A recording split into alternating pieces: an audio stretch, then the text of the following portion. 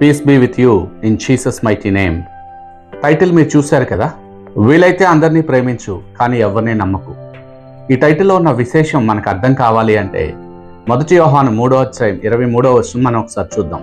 ఆయన ఆజ్ఞ ఏదనగా ఆయన కుమారుడైన యేసుక్రీస్తు నామమును నమ్ముకొని ఆయన మనకు ఆజ్ఞ ఇచ్చిన ప్రకారముగా ఒకరినొకడు ప్రేమింపవలెను అనున్నది.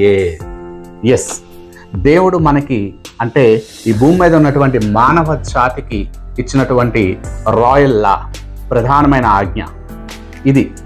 ఒకరినొకడు ప్రేమించుకొనవలెను, నిన్ను వలె నీ పొరుగు వారిని ప్రేమింపవలెను. ఎప్పుడైతే దేవుడు మనుషులకు ఈ ఆజ్ఞ ఇచ్చారో, అపవాది అనేవాడు ఖచ్చితంగా ఈ ఆజ్ఞను మనం అతిక్రమించేటట్టు చేయడానికి మన మధ్యన ద్వేషాన్ని పెంపొందిస్తాడు. సో అందువల్ల ఈ లోకంలో ఉన్నటువంటి అందరినీ మనం ప్రేమించడం అంత సులువు కాదు. అవును, మతానికి, కులానికి, ప్రాంతానికి, భాషకి వేరుగా మనము అందరినీ కూడా ప్రేమించాలి అనేదే దేవుని యొక్క అభిప్రాయం అయి ఉన్నది.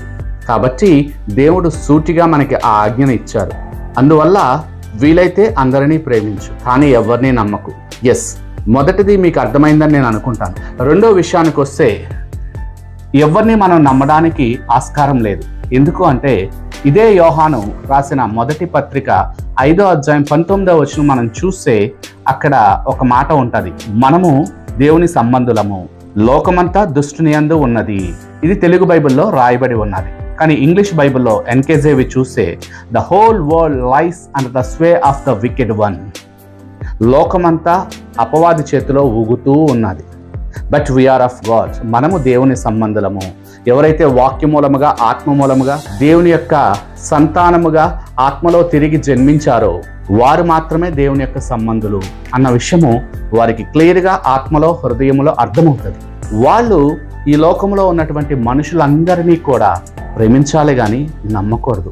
ఎందుకంటే లోకమంతా దుష్టుని యందు ఉన్నది. రోమిలికి రాసిన పత్రిక 5వ అధ్యాయం 12వ కూడా ఒకసారి మనం చూసాం. ఒక మనుషుని ద్వారా పాపము, పాపం ద్వారా మరణము ఈ లోకంలో ఎలాగూ ప్రవేశించునో అలాగుననే మరణం అందరికీ సంప్రాప్తమాయను. ఒక మనుషుని ద్వారా అంటే ఆదాము ద్వారా ఈ లోకంలో పాపము ప్రవేశించింది. ఆ పాపము ద్వారా మరణము కూడా ఈ లోకాన్ని ఏలుతూ ఉన్నది. మనుషులందరూ పాపం వలన వచ్చిన జీతమైన మరణానికి బందీలై ఉన్నారు. కాబట్టి అందరూ అపవాది స్వాధీనంలో ఉన్నారు అని అపవాది ఫీల్ అవుతున్నాడు. ఎస్, అది వాస్తవమే, కానీ సత్యం అది కాదు. సత్యం ఏంటి అంటే మనకు బదులుగా యేసు ఈ లోకానికి వచ్చి మన ప్లేస్లో ఆయన మరణించి మన పాపాన్ని, మన శాపాన్ని ఆయన భరించుకొని మృత్యుంజయుడిగా తిరిగి లేచి మరలా తిరిగి తండ్రి యొక్క కుడిపార్శ్వంలో కూర్చొని ఉన్నాడు. ఈ విషయాన్ని ఆయన యొక్క బలి అర్పణ అంటే ఆయన చిందించిన రక్తంలోనూ, ఆయన మరణంలోనూ, ఆయన పునరుద్ధానంలోనూ ఎవరైతే విశ్వాసం ఉంచి బాప్తిస్మం తీసుకున్నారో వారు క్రీస్తులో తిరిగి జన్మించారు.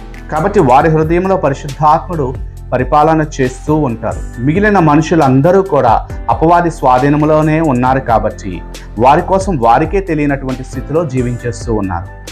ఎస్, సాతాను ప్రతి ఒక్క వ్యక్తి హృదయ తలంపులను, ప్రతి ఒక్క మనిషి జీవితంలోనూ పరిపాలన చేస్తూ ఉన్నాడు. కాబట్టి వారి జీవితంలో వారికి ఏమి జరుగుతుందో వారికే అర్థం కాని స్థితిలో ఉన్నారు.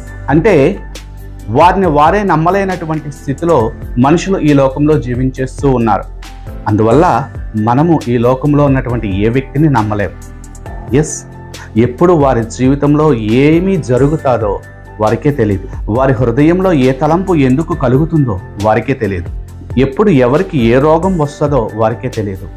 మృత్యువు ఎవరిని ఏ రకంగా వెంబడిస్తుందో వారికే తెలియదు. వారి ఆలోచనలు, వారి మాటలు, వారి హృదయ అభిలాషలు, వారి యొక్క భావోద్రేకాలు అన్నీ కూడా వారి స్వాధీనంలో లేవు. కాబట్టి ఈ లోకంలో ఉన్నటువంటి ఏ వ్యక్తిని మనం నమ్మడానికి లేదు. ఇన్ అదర్ వర్డ్స్, మనం కూడా దేవుని ఆత్మ స్వాధీనంలో, ఆయన నడిపింపులో ఉంటే మాత్రమే మనల్ని మనం నమ్ముకోవాలి. ఈ దేవుడు వాక్యపు వెలుగు మన హృదయంలో ప్రకాశించినప్పుడు, మన మనసులో నిండుకొని ఉన్నప్పుడు మాత్రమే మన పైన కూడా మనకి నమ్మకం ఏర్పడుతుంది. మనం ఆత్మలో దేవుని ఆత్మతో ఏకమై ఉన్నప్పటికీ మన మనసు, మన శరీరము ఈ లోకంతో కనెక్ట్ అయి ఉంటే మనల్ని మనము కూడా నమ్ముకునే స్థాయి మనం కోల్పోతాం. అందువల్ల దేవుడు తన కృప చేత మనకు అనుగ్రహించినటువంటి రక్షణని నిరంతరము, అనుక్షణము మనము భయముతో, భక్తితో కాపాడుకోవాల్సిన స్థితిలో మనము కొనసాగుతూ ఉన్నాం. ఈ లోకంలో మనం జీవించినంత కాలము మన తోటి మానవులైనటువంటి ప్రతి ఒక్కరిని మనం ప్రేమించాలి. అది దేవుడు మనకిచ్చిన ఆజ్ఞ. అయితే ఏ ఒక్కరిని మనము నమ్మడానికి లేదు. ప్రతి ఒక్కరి కోసం ప్రార్థన చేయాలి. ప్రతి ఒక్కరి ఆత్మరక్షణ కొరకు మనము తాపత్రయపడాలి.